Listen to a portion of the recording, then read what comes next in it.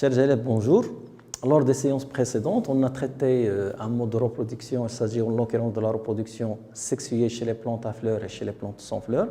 Dans cette séance, on va traiter la reproduction asexuée comme un deuxième mode de reproduction. Donc, dans les premières séances, on a étudié la reproduction sexuée chez les plantes à fleurs et les plantes sans fleurs. Bien sûr, ce type de reproduction nécessite des éléments reproducteurs qui produisent des gamètes mâles et des gamètes femelles qui sont bien sûr capables de s'unir lors de la fécondation pour former un zygote à l'origine d'un nouvel individu. Donc aujourd'hui, on va aborder un autre mécanisme de reproduction, mais avant de commencer, on va vous présenter les données suivantes. Donc le safran, voilà, vous voyez la photo du safran, tout le monde connaît le safran. Bon, c'est une épice qui est rare et d'une grande valeur commerciale, tout simplement parce qu'elle possède de nombreuses vertus médicinales. Mais comme vous voyez, donc, la fleur du safran, avec des pistils qui sont rouge brique et des étamines. Mais le problème qui se pose pour le safran, c'est qu'elle produit des grains de pollen qui sont stériles et par la suite, on ne peut pas avoir, ou bien la plante ne peut pas recourir à la reproduction sexuée. Donc la fleur généralement présente un pistil muni de 3 stigmates de couleur rouge brique qui sont prélevés après la cueillette. Ce sont les éléments qu'on utilise dans le commerce. Donc le safran a un pollen qui est stérile et ne produit donc pas de graines. Elle se multiplie par un mode de reproduction qui ne fait pas intervenir les organes reproducteurs. C'est ce qu'on appelle la reproduction asexuée ou bien la multiplication végétative. Et de là, on peut se poser les questions suivantes. Donc, comment il se fait la multiplication végétative ou bien la reproduction asexuée et quelles sont les applications de cette reproduction dans le domaine agricole? Donc, on va commencer par les modes de la multiplication végétative naturelle. Donc le premier mode, c'est la multiplication par des stolons. Comme vous le voyez sur la photo, donc on a un pied d'une plante qui émet une tige aérienne, voilà une tige, hein, qui à partir de cette tige, il se produit une nouvelle plante. Voilà. Donc maintenant chez le fraisier, la même chose, on a un pied, un fraisier, qui émet une tige rampante. Une fois en contact avec le sol ou bien avec la terre, elle s'enracine, elle produit des racines et produit une nouvelle plante chez le fraisier. Donc les stolons, ce sont des tiges aériennes qui sont rampantes et de place en place se forment des bourgeons et des racines qui sont le point de départ de nouveaux pieds, c'est-à-dire une nouvelle plante de fraisier. Le deuxième mode de multiplication, c'est la multiplication par rhizome. Donc les rhizomes, on a déjà parlé des rhizomes, on en a déjà parlé. Ce sont des tiges souterraines, comme vous les voyez, mais elles sont, dans ce cas-là, sont enflées, qui sont bourrées de réserves, et au niveau desquelles on voit voilà, des structures qui sont des bourgeons. Donc apparemment, ces bourgeons peuvent nous donner de nouvelles plantes une fois au niveau du sol. Donc là, un schéma qui nous montre la formation des rhizomes. Donc on a une plante feuillée avec les racines et les feuilles.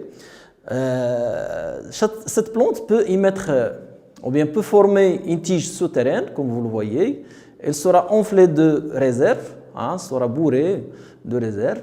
Et cette rhizome peut nous donner, comme vous le voyez toujours sur le schéma ou bien sur l'écran, une nouvelle plante. Cette nouvelle plante elle-même peut émettre des rhizomes à partir desquels on peut avoir une autre plante et comme ça on peut avoir la reproduction sans bien sûr recourir à la production de gamètes mâles et femelles. Et par la suite on parle d'une reproduction asexuée.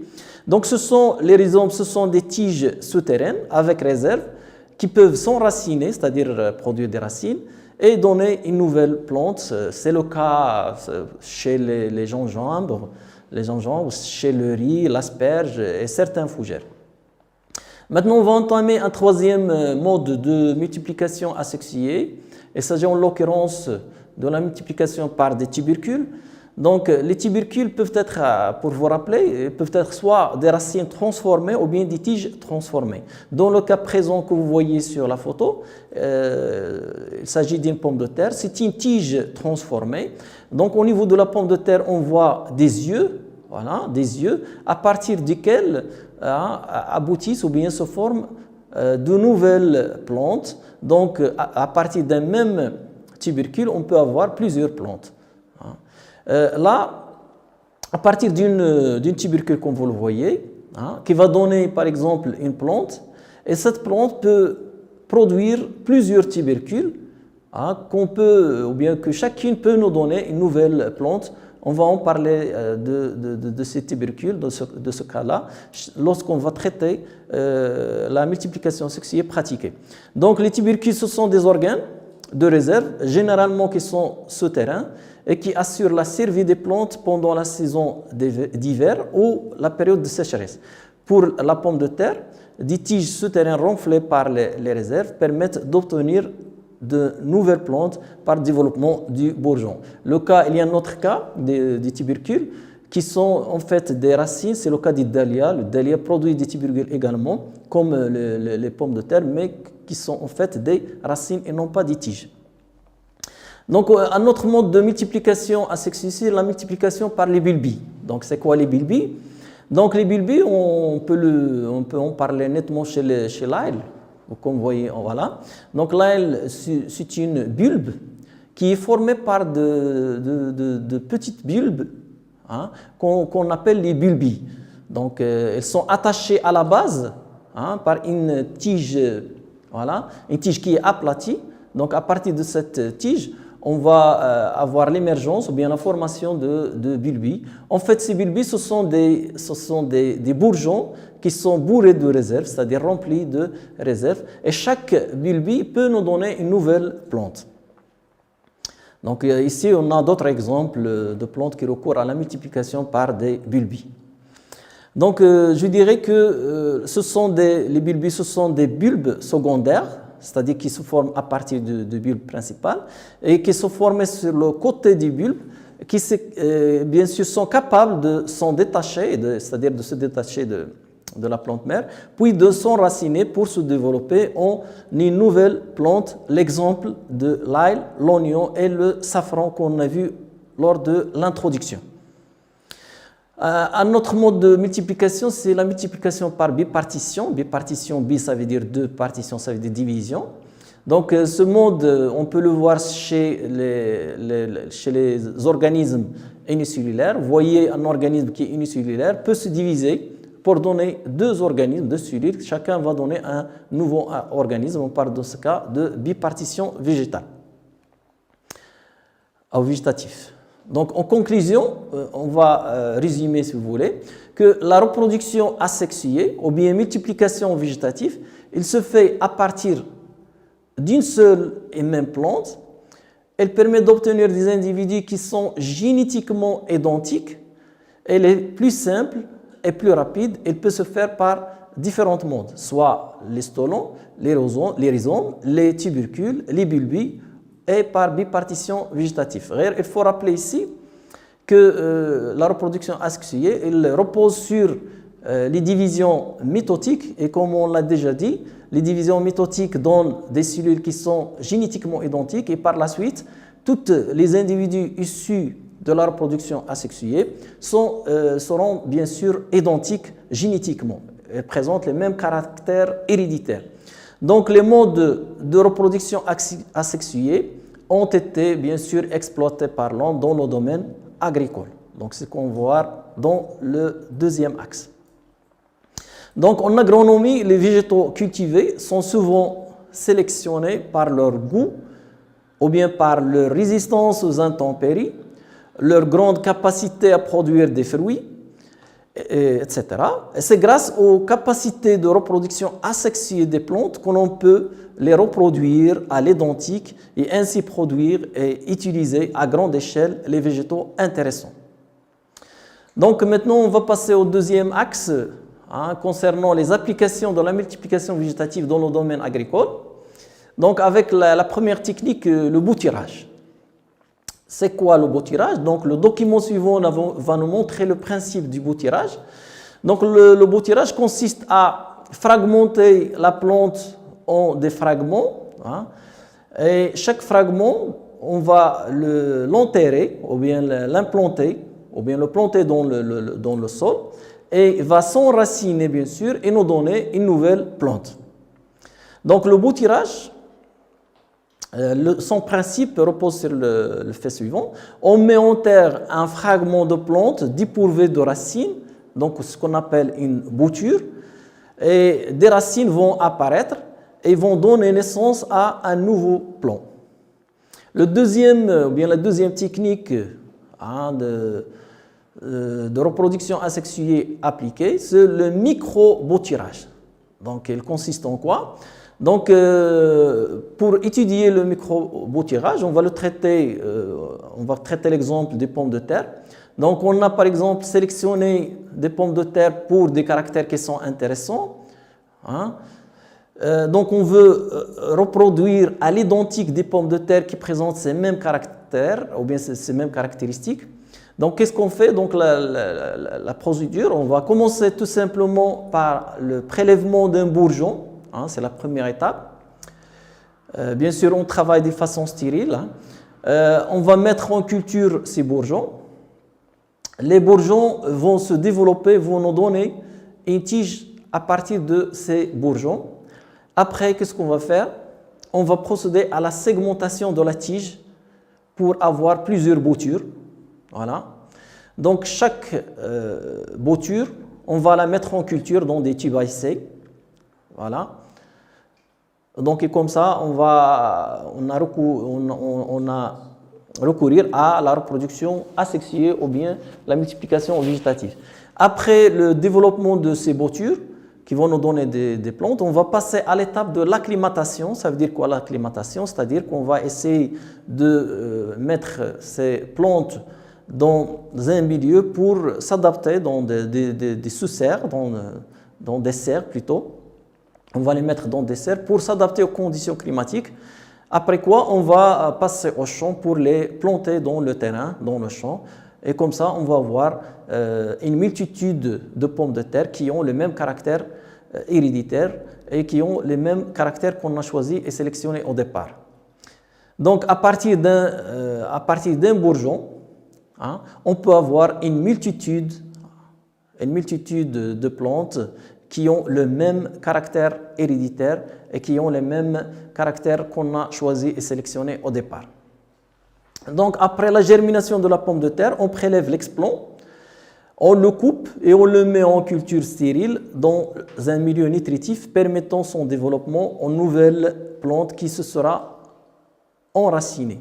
On pratique une fragmentation, repiquage et remise sur d'autres milieux. On obtient un très grand nombre de plantules.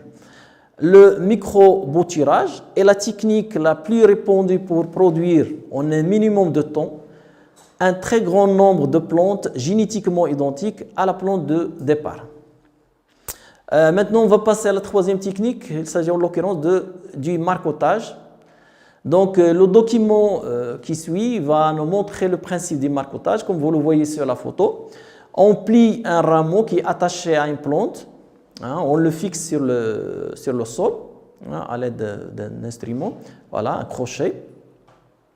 Donc, on va laisser le rameau attaché au sol et lié à la plante mère jusqu'à ce qu'il s'enracine, c'est-à-dire jusqu'à ce qu'il produit des racines. Après quoi, on va procéder au sevrage, c'est-à-dire à la rupture du rameau de la plante mère.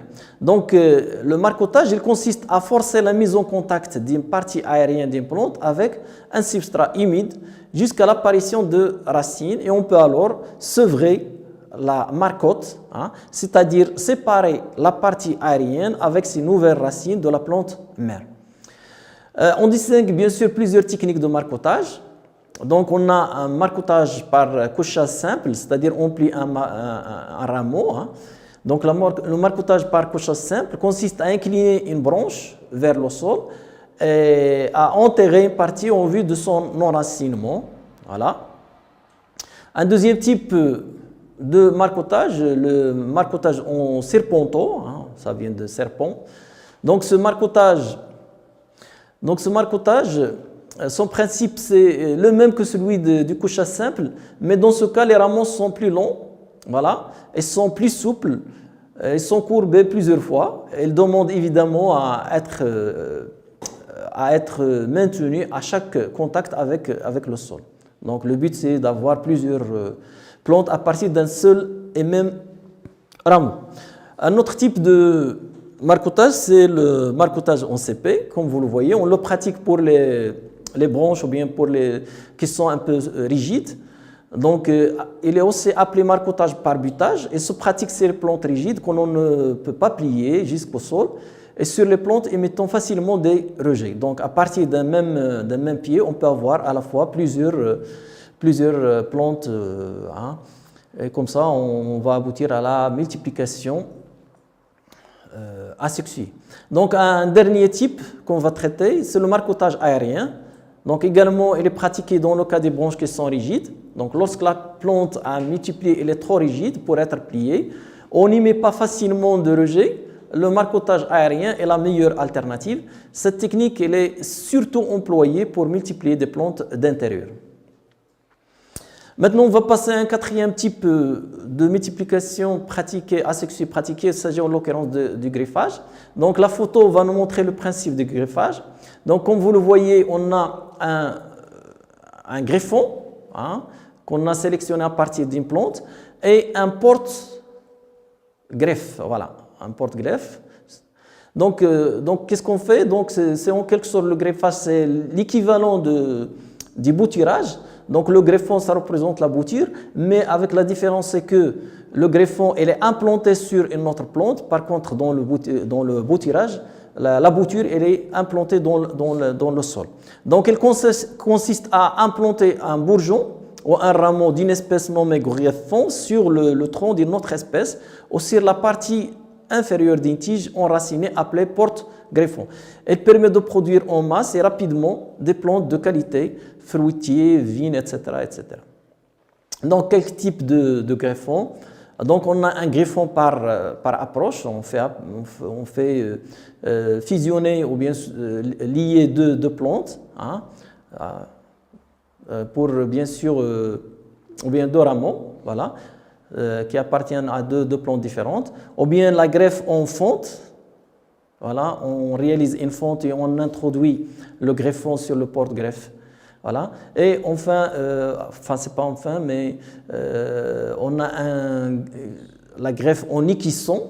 Voilà, on pratique une entaille en T et dans laquelle on fonce, si vous voulez, ou bien on insère le greffon sur le porte-greffon. Et enfin, on a la greffe en courant, c'est-à-dire qu'on essaie d'implanter plusieurs greffons sur le même porte-greffe. Et dans ce cas, on peut utiliser des greffons de variétés différentes. Donc, les avantages du greffage. Donc, la première des choses, c'est l'adaptation à différents sols, calcaires secs, c'est-à-dire des sols qui sont secs, l'installation de pollinisateurs, la transformation des plantes dioïques en monoïques et création de pieds à plusieurs variétés. Et avec ceci, je vous dis au revoir à la prochaine séance, Inch'Allah.